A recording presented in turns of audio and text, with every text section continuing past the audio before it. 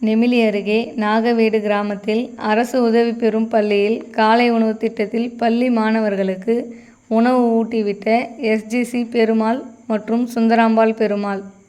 ராணிப்பேட்டை மாவட்டம் மதிய உணவு திட்டம் கொண்டு வந்த பெருந்தலைவரின் பிறந்த நாளில் காலை உணவு திட்டத்தை அரசு உதவி பெறும் பள்ளி குழந்தைகளும் பயன்பெறும் விதமாக இன்று திருவள்ளூரில் தமிழக முதலமைச்சர் மு.க. ஸ்டாலின் அவர்கள் தொடங்கி வைத்தார்.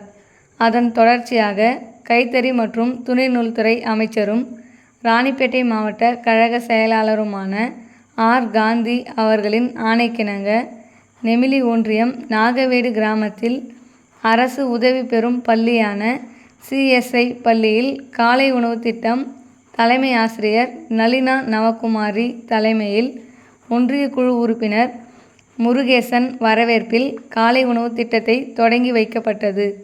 இதில் சிறப்பு அழைப்பாளராக அரக்கோணம் நகர மன்ற தலைவர் லட்சுமி பாரி, மாவட்ட ஊராட்சி குழு உறுப்பினரும் மாவட்ட திட்டக்குழு உறுப்பினருமான சுந்தராம்பாள் பெருமாள் அவர்கள் கலந்து கொண்டு மாணவர்களுக்கு காலை உணவு வழங்கினர்.